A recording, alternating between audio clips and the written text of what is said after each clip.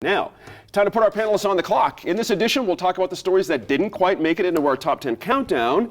So first up, one of my favorites. After 5 seasons in Albuquerque, Breaking Bad came to an end. The climax of what many called the best show on television ever brought a flurry of national media coverage to the state, and the show's success in building up a local base of film professionals was one reason lawmakers passed the enhanced incentives for television series shooting, dubbed the Breaking Bad bill. Now, Rachel, entrepreneurs doing Breaking Bad related merchandise and stuff, everybody's won here. $1 million in economic churn per episode in this community, 65 episodes.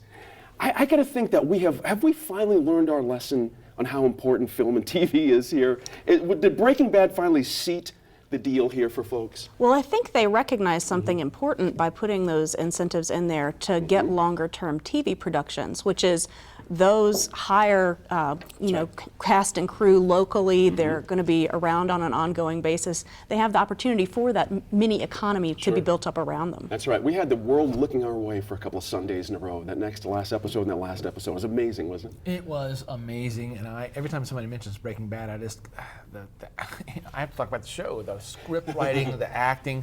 But as far as have we learned our lesson, never underestimate the lack of people knowing their history.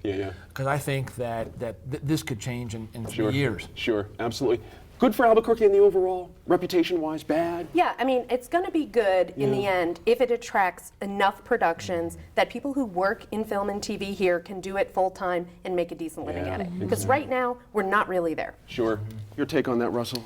Places like Masquimas, some of their Santa Muerte, they skyrocket. You had the Candy Lady giving tours. I went on the tour just to see what it was about, and it was great. And you had people not only locally who took part, but also from Germany and Holland who wanted to take part. I love the tweet from Jesse Tyler Ferguson from Modern Family, posing in front of Walt's house. That's how you know things are happening. Right. You got the Albuquerque guy standing in front of the Albuquerque set that's world known. Now, the proverbial pitchforks and torches were out this year over issues such as traffic roundabouts and redevelopment of the Rio Grande Bosque. Public meetings became battlegrounds, and the roundabout issue even figured prominently in the city council race. Gwyneth, you did a segment on New Mexico in Focus about the mayor's proposal for the Bosque plan specifically.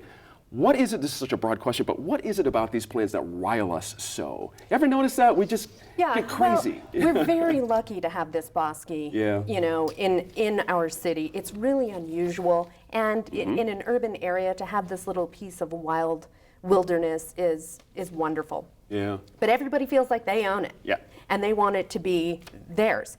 And I don't live too far from it, but there are so many people who want to keep it exactly as it is, their little unknown treasure. And they're the most vocal and the most organized. Could the mayor have done something a little bit different rolling out that plan? It's hard to say, because every time that someone throws out anything about the Bosque, you're going to get reaction. There's people they're ready to go. If you say you want to color a tree, they're ready to go and say no, that tree should remain dark with no leaves. That and what would throw me off is in the roundabout coming from New England.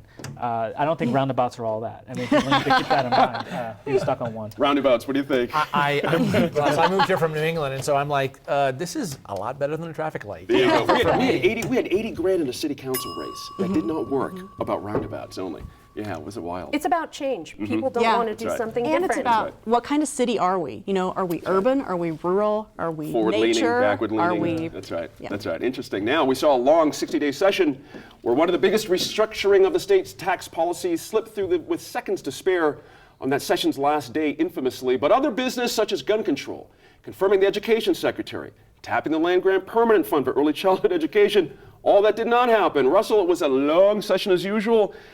But, it seems to me this past session was no such thing as a make or break, but we needed to get some things moving to get us through 2013. It didn't happen. Are we the worse off for it because of the last 60-day? Oh, the hope still lives. Okay. The upcoming 30-day session will, I'm sure they'll just focus on budgets and they'll bring up any of these things. I think these will be ongoing things that they'll try to squeak in, and we'll have the same depressing outcome and reaction that we'll have. Speaking of depressing, you had to sit up. How many committee meetings years ago you had to sit through? I know. In this, hope for change. With your eye, what do you think?